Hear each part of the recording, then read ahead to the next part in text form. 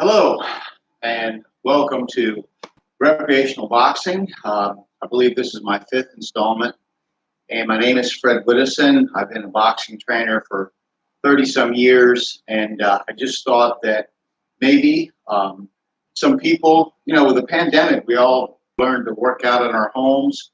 Many people created their own little gym, and so I wanted to direct these toward the non-athlete, the person that doesn't feel comfortable going into a boxing gym or any gym to take boxing classes or learn, and understanding that you can incorporate this with your personal workout for fun and fitness. Now, this is my basement, and I have 3 cats, and they will wander in and out, and I apologize, but I'm not going to stop them. So we're going to start today. I want to go over some basic punches, and then I want to go over some defense, and so stuff that you can incorporate. So let's go down the road with some basic punches. Okay, start with a jab. So for a right-handed fighter, boxer, recreational boxer, get your right foot, your feet shoulder width, turn a little bit to your side, just a little, and we'll move differently depending on our location with the other guy, your invisible opponent. So take your right foot and point at a 45-degree angle, your left foot at the target, bend your knees, lean a little to the rear, put your right hand up by your face so your thumb could touch your jaw, but don't rest it on your jaw. Your left hand up about the height of your shoulder, and so that you can look over the height that your fingertips are. Okay? So now I want our hands open a little bit. I want any punching or anything come down the center here, not over my hands, all right? I want somebody to cut an angle. We'll talk about that as time goes by. So the first punch is a jab. Get your foot under the jab. Bring your hand back. Get your elbow behind the punch. Don't do this, okay? So your hand leads, and you breathe out. Chin down, foot under the jab. Now, from the side. Now, this gives me power on my right hand when I load up. I'm loading up with my weights on my back foot. If I was doing self-defense, I could do a finger stab to the eye, or I could do a thumb to the eye. Okay? So, then we have, for left-handers, southpaw, your left foot should be pointing at a 45-degree angle, and your right foot at the target, your right hand up, fingertips eye height, left hand, thumb touch the jaw, but not resting on the jaw, and you're going to get your foot under the jab also.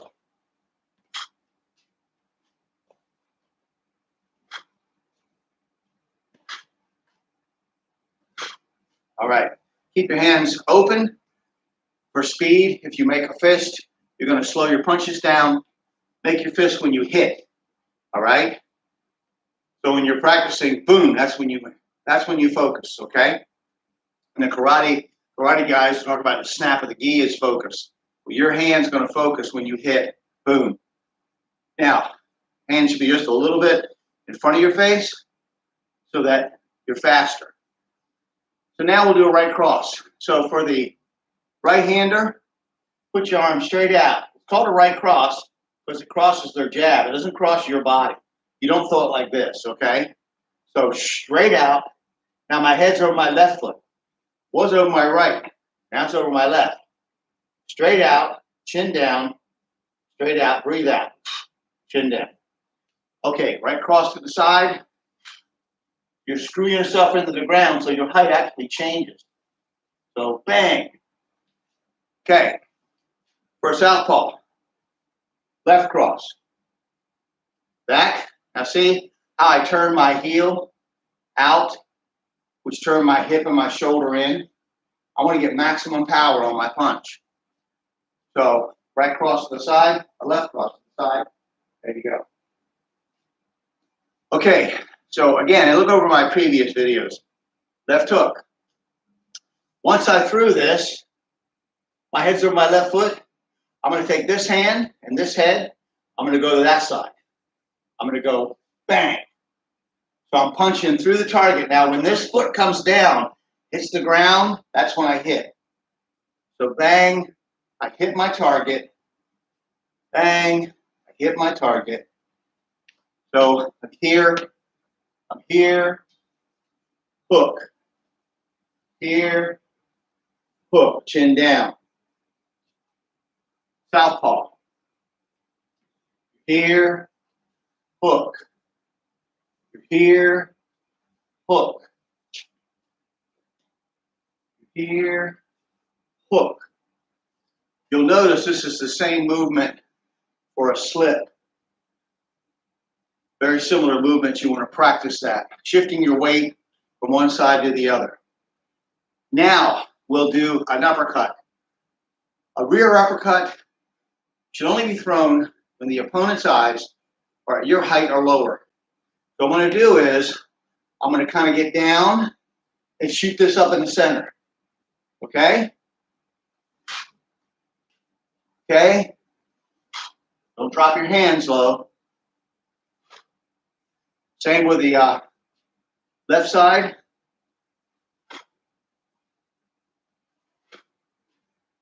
Same here. So I want to get his head up. Lead uppercut. For a right-hander, my head's over my left foot. Same as my left hook, except for the body position, I just turn it on its end. So I'm here.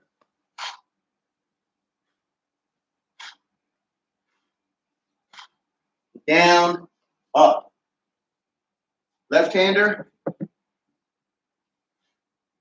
Left-hander. You'll notice,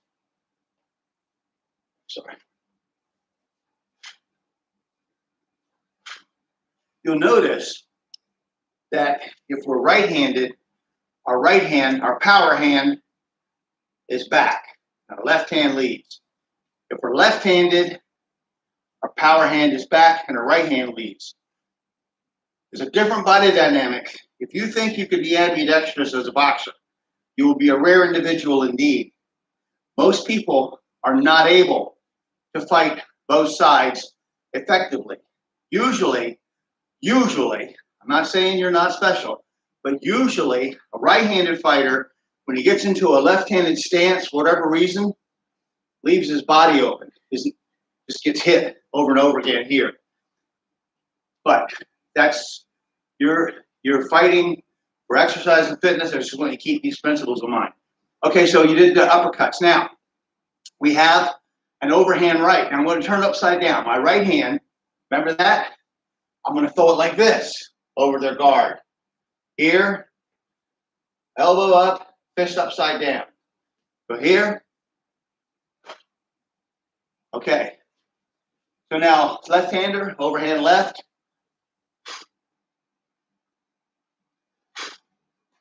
Here. Okay. Now, we'll do a wide right. A wide right is a body shot. It's a lag punch. You be careful using these. Use it to the body, not the head. Not the head, because it can be leave you open. So here it is. I'm going to step to my left. It's a wide right. With this hand, I'm going to hit them on this side, on their left side. But I'm stepping to my left, which is their right. So watch. You want to see the most perfect wide right ever thrown that I've ever seen? Get your video, YouTube, Roy Jones Jr. and Virgil Hill, and look for that wide right to the body where Virgil Hill is decimated. Perfect wide right. And so many other punches that Roy Jones Jr. were perfect. They were perfect. Okay, wide right. Okay? Wide right. Now, you're a left-hander, wide left.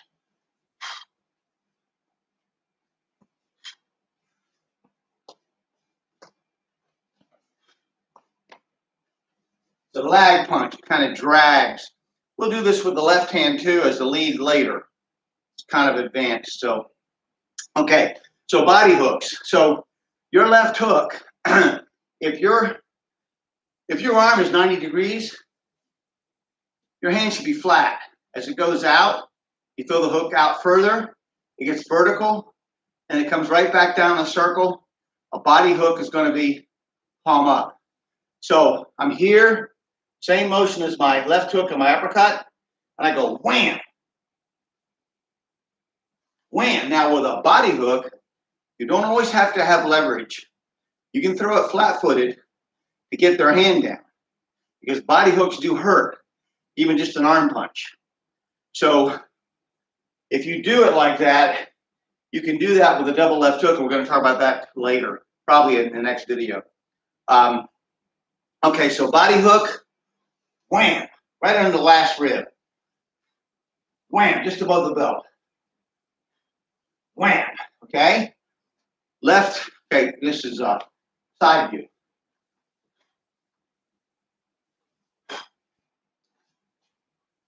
Left hand. So I'm a left-hander.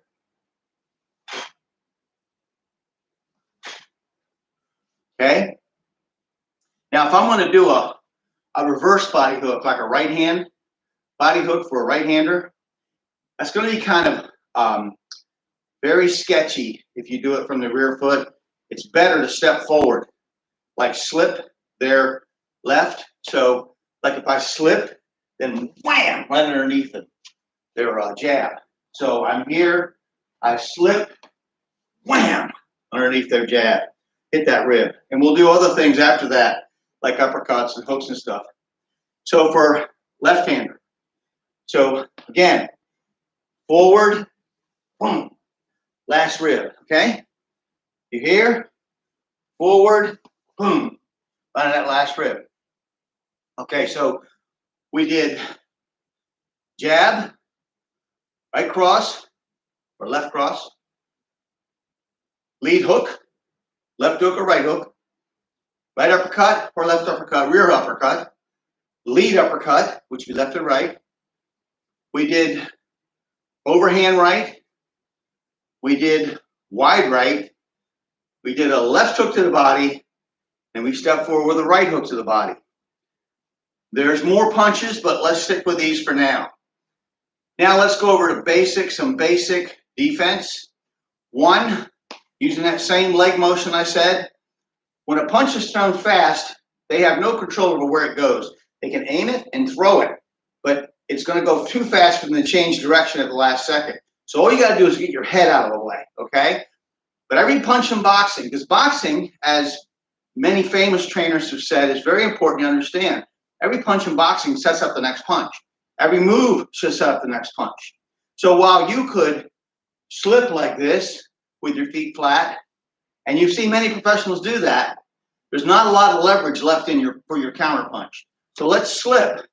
First, we'll slip a jab, boom, and then throw a right hand and a hook. Or we'll slip and step. Slip and step, right hand counter, left hook. Or we'll parry. Now I can parry and turn and come back with a real strong hook. Or I can parry without any leverage and jab.